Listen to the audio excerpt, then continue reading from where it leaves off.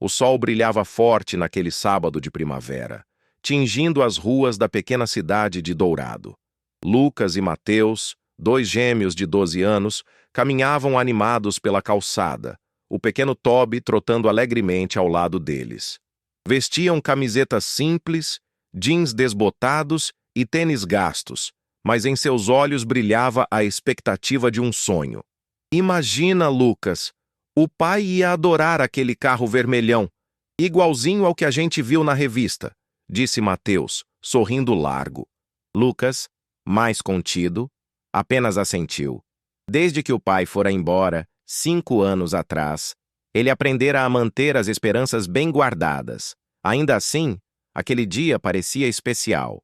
A concessionária reluzia à frente, com seus vidros brilhantes refletindo o céu limpo. No centro da vitrine, um carro esportivo vermelho cintilava como uma joia rara. O coração dos meninos disparou. Entraram timidamente. As portas automáticas se abrindo com um leve chiado. O aroma de couro novo e polimento enchia o ar. Alguns clientes, vestidos com roupas de marca, examinavam os veículos, conversando com vendedores impecáveis. Foi então que um homem alto, de cabelos bem penteados e sorriso falso, os interceptou. Seu olhar os varreu da cabeça aos pés, franzindo o senho ao notar suas roupas simples e o cachorro ofegante. "Posso ajudar?" perguntou com uma entonação claramente desdenhosa. Mateus, corajoso, deu um passo à frente. "A gente só queria olhar o carro vermelho. Nosso pai adora carros assim." O vendedor soltou uma risada seca. "Olhar?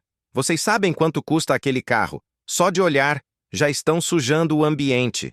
Alguns clientes riram discretamente. O rosto de Lucas queimou de vergonha. Mateus apertou a coleira de Toby, que rosnou baixinho.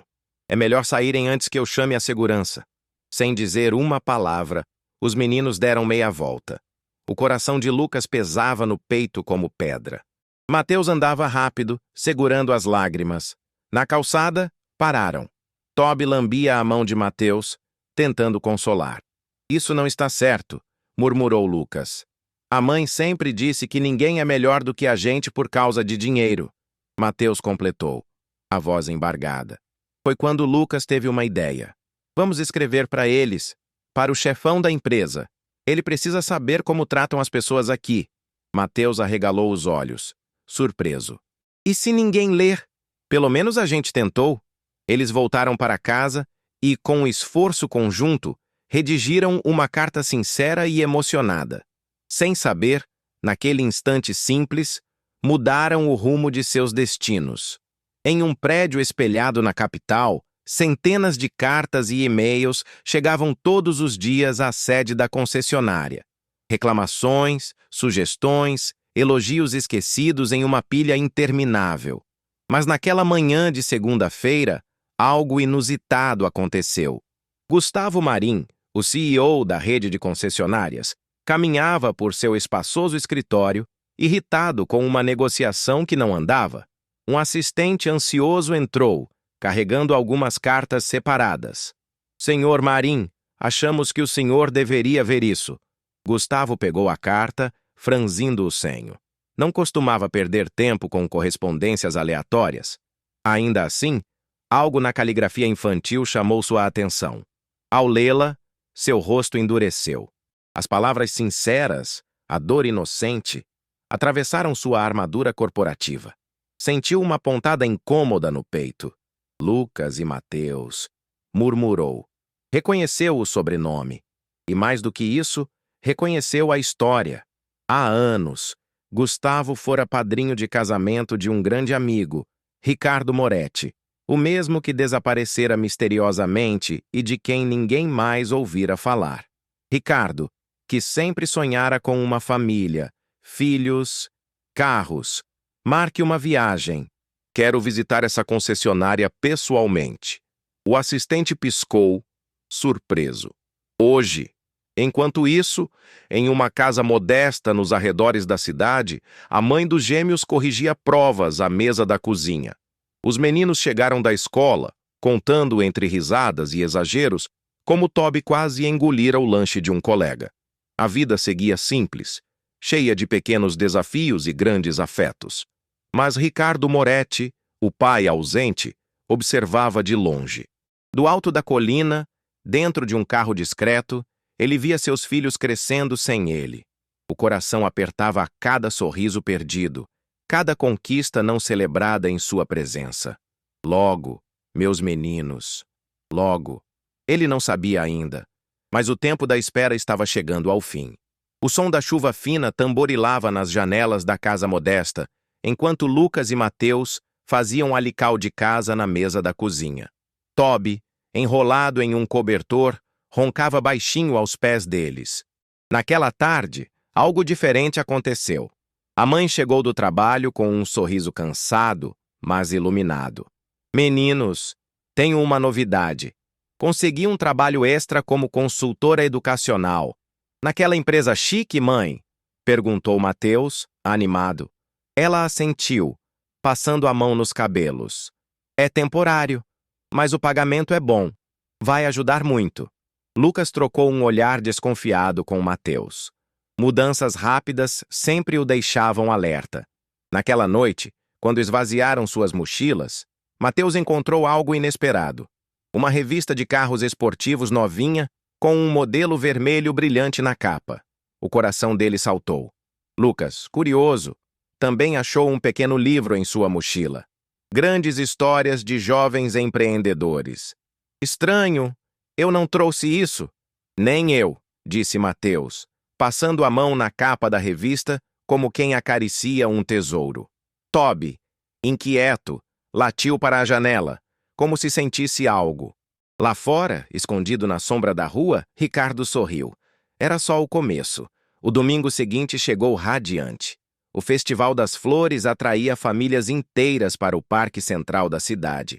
Lucas e Mateus passeavam com Toby entre barraquinhas de doces e brinquedos. O cachorro, excitado, puxava a coleira para todos os lados. De repente, soltou-se e disparou. Toby, volta aqui! Gritaram em uníssono.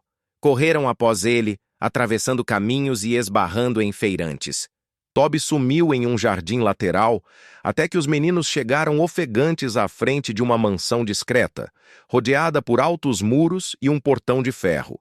Ali, sentado em um banco sob uma árvore frondosa, estava Ricardo. Toby saltou em seu colo, abanando o rabo como se encontrasse um velho amigo. Lucas e Mateus pararam, confusos. Moço, desculpa, ele é nosso cachorro, disse Lucas. Ricardo sorriu, acariciando Toby. Ele tem bom gosto para amigos. Mateus, curioso, franziu o senho. A gente já te viu antes? Talvez em sonhos, respondeu Ricardo, brincando. A conexão foi instantânea, mas o segredo precisava ser guardado. Por enquanto, o sol da tarde se derramava dourado sobre a pequena cidade, tingindo as ruas de nostalgia. Na escola, um cartaz colado no mural chamava a atenção. Concurso Jovens Designers de Automóveis. Participe e mostre seu talento. Mateus, com seus olhos sempre brilhando de criatividade, ficou paralisado em frente ao cartaz. Um carro desenhado à mão ilustrava o anúncio. Seu coração bateu forte. Imagina se eu pudesse desenhar um carro do zero, pensou, os dedos coçando para pegar um lápis. Lucas, ao seu lado, franziu a testa. Essas coisas são feitas para alunos de escolas ricas, murmurou, já desconfiado. Mas Mateus parecia ouvir apenas o som do próprio sonho crescendo. Naquela noite, em segredo, ele ficou até tarde desenhando no caderno de matemática. Linhas arrojadas, rodas largas, portas que se abriam para cima como asas. No dia seguinte, com o apoio silencioso de Toby deitado a seus pés, Mateus escaneou o desenho na escola e enviou sua inscrição. Não contou para ninguém, nem para Lucas. Os dias se arrastaram, ansiosos. Enquanto isso, as aulas, os trabalhos da mãe e os olhares curiosos para o mentor misterioso, Ricardo, preenchiam a rotina dos irmãos. Toby, cada vez mais, puxava a coleira em direção à mansão durante os passeios. Uma tarde de sexta-feira, enquanto os gêmeos faziam lição de casa, o telefone da casa tocou. A mãe atendeu e, do outro lado da linha, uma voz animada anunciou: "Parabéns! Matheus Moretti foi selecionado como finalista do concurso Jovens Designers." O lápis caiu da mão de Matheus. Lucas ergueu a cabeça, desconfiado. "Você se inscreveu sem me contar?" Matheus corou, a mão tremendo de emoção. "Eu só queria tentar, Lu. Achei que ia ser só um sonho." O anúncio da vitória causou alvoroço na pequena cidade. A diretora da escola tirou fotos. O jornal local quis fazer entrevista e até alguns vizinhos passaram a olhar os meninos com respeito recém-descoberto. Ricardo, observando discretamente, sentiu o peito encher de orgulho e dor. Seu filho, seu pequeno artista. O concurso exigia que os finalistas apresentassem seus projetos na grande exposição anual da cidade. Matheus suava frio só de pensar. Lucas, mesmo desconfiado, prometeu apoiar o irmão. "Se é para você brilhar, Mateuzinho, vamos fazer isso direito", disse, abraçando-o forte. O sonho sobre rodas estava apenas começando. O fim de semana chegou carregado de expectativas. Matheus ensaiava sua apresentação enquanto Lucas cuidava dos detalhes técnicos. A mãe, orgulhosa, preparava o terno emprestado que Matheus usaria no evento. Enquanto organizava a casa, a mãe decidiu arrumar a velha caixa de recordações esquecida no armário. Fotografias amareladas, cartas de amor, cartões de aniversário. Entre elas, encontrou um maço de cartas amarradas com uma fita vermelha desbotada. As mãos trêmulas puxaram a primeira carta. As palavras de Ricardo, escritas anos antes, saltaram da página. "Meu amor, sei que parece que te abandonei, mas estou fazendo isso para proteger você e nossos meninos. Eles ameaçaram tudo o que temos. Preciso desaparecer por um tempo. Confia em mim." O coração da mãe apertou de uma maneira que ela não sentia há anos. Sempre alimentara a raiva, o abandono, a decepção. Mas ali, nas linhas trêmulas da letra conhecida, a história parecia outra. Ela continuou lendo. "Prometo voltar, quando for seguro. Até lá, cuide deles por nós." As lágrimas vieram quentes, silenciosas. Tudo que acreditara durante anos, a dor da ausência, o peso da responsabilidade, parecia desmoronar e reconstruir-se ao mesmo tempo. A mãe deslizou para o chão, encostada ao armário, abraçando as cartas ao peito. "Por que você nunca contou?" sussurrou para o vazio. Enquanto isso, Lucas, curioso ao ver a mãe tão emocionada, aproximou-se. "Mãe, tá tudo bem?" Ela secou rapidamente o rosto, forçando um sorriso. "Só lembranças antigas, filho." Só isso. Mas Lucas sentiu que algo havia mudado. Ele sempre percebia. A mãe parecia mais leve e, ao mesmo tempo, carregada de perguntas sem resposta. Naquela noite, enquanto Matheus sonhava com carros voadores e plateias aplaudindo, Lucas ficou acordado, olhando o teto. Se o pai não tivesse ido embora por escolha própria, se tivesse sido para protegê-los, o que mais eles não sabiam? Lá fora, sob o céu estrelado, Ricardo observava a casa humilde onde seu coração vivia. "Logo, meus meninos, logo." A segunda-feira amanheceu fresca e movimentada. A cidade inteira parecia falar sobre o próximo Festival da Colheita, o evento mais tradicional do ano. E, para surpresa geral, a Escola Pública dos Gêmeos seria uma das participantes principais, apresentando projetos de inovação para a agricultura local. Lucas e Matheus foram escolhidos para representar a escola.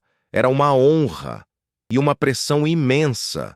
Enquanto se reuniam na biblioteca para planejar o projeto, a diretora apareceu, radiante. "Meninos, nossa escola foi selecionada para receber um apoio especial. Um doador anônimo patrocinou materiais de ciência para vocês." Os gêmeos se entreolharam. De novo, aquela palavra anônimo. No dia seguinte, chegou uma caixa cheia de equipamentos novos, ferramentas de robótica, kits de energia solar, tablets. Lucas não conseguia esconder a desconfiança. É muita coincidência, Mateus. Primeiro a revista, agora isso. Às vezes o universo conspira a favor, Lucas, retrucou o irmão, preferindo acreditar no lado mágico da vida. Mas Lucas não se convencia tão fácil. Desde pequeno, aprendera a desconfiar de coisas boas que vinham sem explicação. Enquanto trabalhavam no projeto, uma mini estufa automatizada para hortas comunitárias, Mateus sonhava alto. Imagina se a gente ganhar. Se a gente mostrar que escola pública também é forte? Lucas sorriu, apesar das preocupações. Vendo a determinação do irmão, decidiu acreditar, mesmo que fosse só por ele. Naquela mesma semana, à noite, Toby os puxou novamente durante o passeio. Desta vez, não para a mansão, mas para a escola. Ali, viram homens descarregando mais equipamentos com etiquetas da mesma empresa que empregava a mãe. Lucas franziu a testa. Tem alguém puxando os fios dessa história, Mateus. O irmão deu de ombros, os olhos cheios de esperança. Talvez não seja tão ruim, Lu. Às vezes, as coincidências são presentes disfarçados. Eles ainda não sabiam. Mas essas coincidências estavam lentamente reconstruindo uma ponte que fora quebrada anos antes. O Festival da Colheita fervilhava de expectativa. Tendas coloridas, barracas de comida típica e projetos escolares competiam por atenção. Lucas e Mateus montaram sua mini estufa com orgulho. Era simples, mas funcional. Sensores de umidade acionavam a irrigação e pequenos painéis solares alimentavam todo o sistema. Enquanto terminavam os ajustes, a diretora se aproximou, apreensiva. Meninos, eu preciso avisar. Um dos jurados foi recentemente adicionado à comissão. É o senhor Marcelo Costa. Lucas quase deixou a ferramenta cair. Marcelo Costa, o vendedor que os humilhou na concessionária. Mateus ficou lívido. Isso não é justo, sussurrou, a voz embargada. Lucas apertou o ombro do irmão. Não vamos desistir agora. O julgamento começou. Marcelo, em seu paletó impecável, circulava entre os estandes, prancheta na mão, olhar crítico. Quando parou diante dos gêmeos, um silêncio desconfortável se instalou. Ele os reconheceu de imediato. O rosto empalideceu, mas tentou manter a postura. Mateus, tremendo levemente, iniciou a apresentação. Falou sobre a importância de tecnologias sustentáveis, sobre como crianças de escolas públicas também podiam inovar. Lucas completou, explicando os aspectos técnicos. Ao final, Marcelo demorou-se em silêncio. Depois, sem dizer nada, anotou algo na prancheta e seguiu para o próximo estande. O coração dos meninos apertou. Horas depois, reunidos para o anúncio dos vencedores, o prefeito da cidade subiu ao palco. Em terceiro lugar, suspense. Em segundo lugar, Mateus cruzou os dedos. E em primeiro lugar, pelo projeto de sustentabilidade mais inovador, Lucas e Mateus Moretti. O aplauso foi ensurdecedor. A mãe correu para abraçá-los. Toby latia alegremente, pulando ao redor. No meio da multidão, Marcelo os observava, e pela primeira vez em muitos anos, sentiu o peso da vergonha e uma centelha de desejo genuíno de reparar seu erro. No final da cerimônia, ele se aproximou, hesitante. Meninos, eu queria pedir desculpas. Lucas e Mateus se entreolharam, surpresos. Eu errei feio aquele dia. Julguei vocês sem saber nada. Hoje, vocês me ensinaram muito mais do que eu poderia ensinar em toda a minha vida. A sinceridade na voz dele quebrou parte do ressentimento que Lucas guardava no peito. Mateus, sorrindo tímido, estendeu a mão. Todo mundo pode mudar, senhor Marcelo. O aperto de mão selou mais do que um pedido de desculpas. Selou a ideia de que, às vezes, os corações mais duros ainda podem florescer. Após a vitória no festival, a cidadezinha parecia pequena demais para conter o orgulho que Lucas e Mateus sentiam.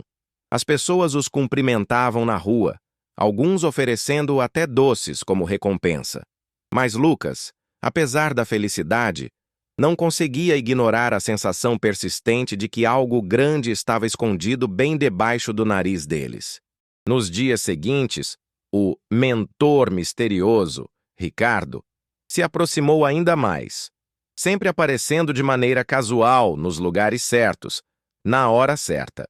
Foi durante uma tarde de ensaio para a feira de ciências que aconteceu algo estranho. Enquanto montavam um novo protótipo de irrigação, Ricardo se aproximou e, sorrindo, deu uma dica técnica. Se vocês inverterem a polaridade dos sensores, o sistema fica mais eficiente.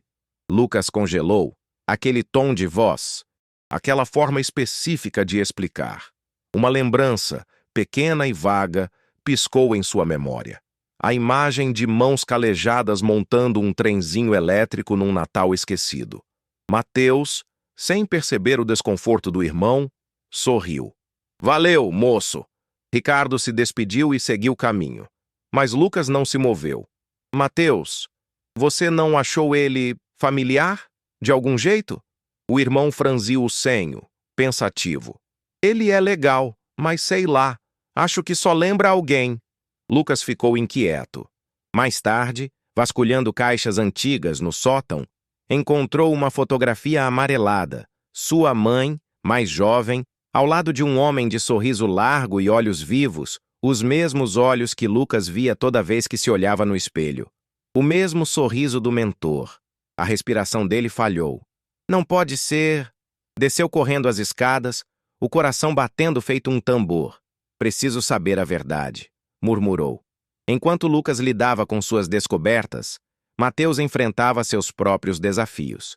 Na escola, um grupo de colegas mais velhos zombava de seu entusiasmo pela caça ao pai. Chamavam-no de menino perdido, riam de suas teorias. Mateus, que sempre fora o sonhador do duo, começou a se fechar. Uma tarde, após uma dessas provocações, Lucas encontrou o irmão no quintal, sentado na terra, cabeça baixa, Toby deitado ao lado dele. Eles têm razão, né, Lucas? Talvez o pai nunca vá voltar. Lucas sentou-se ao lado dele, em silêncio. Talvez, disse baixinho, mas talvez ele nunca tenha ido de verdade. Mateus ergueu o olhar, confuso. Lucas tirou do bolso a fotografia amarelada. Eu acho que o pai está mais perto do que a gente imagina. Naquela noite, a mãe chegou em casa radiante. Meninos, fui chamada para uma entrevista na empresa central. Se tudo der certo, podemos mudar de vida. A notícia deveria ser motivo de alegria. Mas Lucas sentiu um peso no estômago. A mãe, sorridente, não sabia que aquela entrevista a levaria diretamente para os corredores do prédio do próprio Ricardo. Na manhã seguinte, a tensão pairava no ar. No prédio moderno e reluzente da empresa, a mãe dos gêmeos aguardava para a entrevista. Sentia-se pequena, inadequada, passava nervosamente as mãos nas pernas da calça. Quando finalmente a chamaram, caminhou até a sala de reuniões. E então, no corredor, aconteceu. De longe, ela viu Ricardo, mais magro, mais cansado, mas inconfundivelmente ele. O mundo pareceu parar. O coração dela disparou. Ele também a viu. Os olhos se encontraram. Ela abriu a boca para falar, mas naquele exato momento, o celular dela tocou. Uma emergência. Lucas sofrera uma crise alérgica grave na escola. Correndo, ela deixou para trás a possibilidade da verdade, mais uma vez adiada. Ricardo ficou parado no corredor vazio, os ombros caídos. Ele sabia. Não podia mais esperar muito. A verdade precisava ser revelada. E logo. Os dias seguintes passaram arrastados. A crise alérgica de Lucas, embora controlada rapidamente, deixara todos tensos. A mãe, preocupada, cuidava dos meninos com mais zelo ainda. Mas havia algo mais em seus olhos agora. Uma inquietação, uma angústia que ela tentava esconder. Enquanto isso, Lucas não largava a fotografia antiga. Algo dentro dele gritava que a verdade estava muito mais próxima do que todos imaginavam. Foi numa tarde chuvosa que ele decidiu agir. Esperou a mãe sair para comprar mantimentos e chamou Mateus para o quarto. "Olha isso!" disse, estendendo a foto. Mateus olhou curioso. Depois arregalou os olhos. "É ele, O moço do parque. Lucas assentiu, o rosto sério. Ele não é só um cara legal. Eu acho que ele é nosso pai. O irmão ficou em silêncio, processando a informação. Mas por que ele não fala nada, então? Lucas mordeu o lábio inferior, lutando com suas próprias perguntas. Só tem um jeito de descobrir. Naquela noite, quando a mãe voltou, Lucas a esperava na cozinha, a fotografia sobre a mesa. Mãe, podemos conversar? Ela hesitou ao ver a imagem. As mãos tremularam levemente. De onde tiraram isso? Lucas cruzou os braços. É ele, né? O moço da praça. É o pai, não é? A mãe fechou os olhos por um instante, como se reunisse forças. Ele era um amigo da família. Um amigo muito querido. Lucas sentiu a raiva borbulhar. Amigo? Por que não diz logo a verdade? Ela se sentou pesadamente à mesa. Eu só queria proteger vocês. Sempre quis. Prometi a mim mesma que só falaria quando fosse o momento certo. E quando vai ser esse momento, mãe? A voz de Lucas saiu mais alta do que gostaria. Mateus pôs a mão no ombro do irmão, tentando acalmá-lo. A mãe suspirou, olhando para os filhos com os olhos cheios de lágrimas. Logo, meus amores, muito em breve, eles não sabiam. Mas esse logo estava prestes a chegar. Na manhã seguinte, Lucas e Mateus saíram com Toby para o parque. O cachorro, sempre alegre, parecia mais elétrico que o normal. Correu direto em direção ao banco onde Ricardo costumava sentar-se. Quando o viu, Toby disparou, pulando no colo dele e lambendo-lhe o rosto com alegria. Ricardo riu, surpreso, acariciando o animal como se fossem velhos amigos. Lucas e Mateus se aproximaram devagar. Ricardo, percebendo, olhou para eles com carinho e um brilho triste nos olhos. Bom te ver de novo, campeão, disse, acariciando a cabeça de Toby. Lucas sentou-se no banco oposto, os olhos fixos nele. Você gosta muito da gente, né? Perguntou, a voz carregada de significado. Ricardo sorriu tristemente. Gosto. Mais do que vocês podem imaginar. O vento balançava as árvores. Um silêncio pesado pairou. Por que você tá sempre por perto? Insistiu Lucas, o tom duro. Ricardo olhou para eles demoradamente, como quem medisse o peso das palavras. Porque, às vezes, quando a gente ama muito alguém, fica difícil ir embora, mesmo que tenha que se esconder. Mateus inclinou a cabeça, confuso. Se esconder? Antes que pudesse responder, um grupo de voluntários da escola chamou Ricardo para ajudar a descarregar doações para o novo projeto comunitário. Ele se levantou, mas antes de ir, lançou um último olhar para os meninos. Logo vocês vão entender tudo. Mateus segurou a mão do irmão. Eu sinto que ele fala a verdade, Lu. Lucas apertou os olhos, lutando contra a vontade de acreditar. Mais tarde, já em casa, a mãe recebeu uma ligação inesperada. A diretora da escola avisava que Ricardo, o mentor misterioso, havia sido internado às pressas no hospital da cidade, vítima de um mal súbito. A notícia atingiu a família como um trovão. Sem hesitar, Lucas e Mateus correram para o hospital com a mãe. Lá, descobriram que a escola organizava visitas a pacientes sozinhos como parte de um novo projeto comunitário. Sem entender completamente por quê, os meninos se inscreveram para ajudar. E foi assim, sem saber, que começaram a cuidar do próprio pai, levando água, lendo livros, conversando, sem que a verdade ainda tivesse sido dita. A conexão, antes quebrada, começava a se restaurar, costurada com fios invisíveis de amor e perdão. O hospital cheirava a desinfetante e esperança. Os corredores, frios e iluminados, ecoavam os passos apressados dos visitantes e enfermeiros. Lucas e Mateus atravessaram aquele mundo branco carregando um livro de aventuras para entregar ao paciente que, sem saber, era a peça central de suas próprias vidas. Quando chegaram ao quarto, Ricardo dormia. A palidez em seu rosto contrastava com a vitalidade que sempre exibia nos encontros no parque. A mãe dos meninos entrou devagar atrás deles, o coração apertado. Ela sabia. Não dava mais para adiar. Na tarde seguinte, a cidade se preparava para a inauguração do novo centro comunitário, financiado anonimamente. Mas, para muitos, já era óbvio quem era o benfeitor. O local estava lotado: professores, alunos, políticos, curiosos. Tendas brancas tremulavam sob o vento morno da primavera. No palco, o prefeito chamou à frente o principal doador para ser homenageado.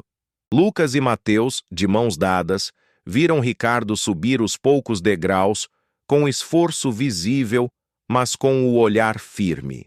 Senhoras e senhores, começou o prefeito, hoje celebramos não apenas a abertura de um centro, mas a história de coragem, sacrifício e amor de Ricardo Moretti. Um murmúrio de surpresa percorreu a multidão. O sobrenome ecoou na mente dos meninos como um trovão. Era real. Era ele. Lucas soltou a mão de Mateus e, movido por uma força maior do que sua própria dúvida, atravessou a multidão até o palco. Mateus correu atrás. De pé diante de Ricardo, os dois gêmeos, com os olhos marejados, ergueram a voz. "Por quê?" perguntou Lucas, a voz embargada. "Por que você foi embora?" A praça inteira silenciou. Os ventos pareceram parar. Apenas os olhos, idênticos entre pai e filhos, se encontraram. Ricardo ajoelhou-se com dificuldade, ficando à altura deles. "Eu não fui embora porque quis", disse, a voz falhando. "Fui embora porque precisava proteger vocês. Havia homens ruins atrás da nossa família. Se eu ficasse, vocês poderiam ter sido machucados." Mateus deu um passo à frente. "Mas e a gente? Ficou machucado sem você." A dor crua nas palavras do menino fez Ricardo chorar. "Cada dia longe de vocês foi uma tortura", confessou, lágrimas escorrendo pelo rosto. "Eu assisti de longe, esperando a hora certa para voltar, tentando me redimir em silêncio." A mãe dos meninos se aproximou, agora chorando também. Lucas, o mais resistente dos dois, soltou finalmente a pergunta que o consumia. "E agora? Você vai embora de novo?" Ricardo balançou a cabeça, com firmeza. "Nunca mais." Os meninos se jogaram nos braços dele, soluçando. A multidão, respeitosa, aplaudiu em silêncio, mas ainda havia mais uma revelação. Marcelo Costa, o vendedor que antes os humilhara e agora tentava reconstruir sua vida, se aproximou. Com o rosto pálido, ele fez uma confissão pública. "Eu fui colocado ali para vigiar vocês", disse, a voz embargada. "Meu tio era o antigo sócio do Sr. Moretti. Fui criado para odiá-lo. Mas, conhecendo esses meninos, eu vi que estava errado. Muito errado." Houve murmúrios de choque entre os presentes. Ricardo encarou Marcelo e, num gesto surpreendente, estendeu-lhe a mão. "Todo mundo merece uma segunda chance", disse. Marcelo apertou a mão, emocionado. Era o fim de um ciclo de rancor e o começo de uma nova história. A reconciliação não apagou todas as cicatrizes. Ainda havia medos, inseguranças, conversas difíceis pela frente, mas havia também amor. Ricardo optou por viver na casa simples onde os meninos cresceram. Reformou a escola local, investiu em projetos comunitários, mas manteve a vida humilde. Era ali, entre os almoços de domingo, as tardes no parque e os sorrisos cúmplices, que a verdadeira riqueza da família Moretti florescia. Os gêmeos cresceram sabendo que amor, redenção e coragem são as maiores heranças que alguém pode deixar. E que, às vezes, o maior ato de amor é lutar silenciosamente até a hora certa de voltar. Fim.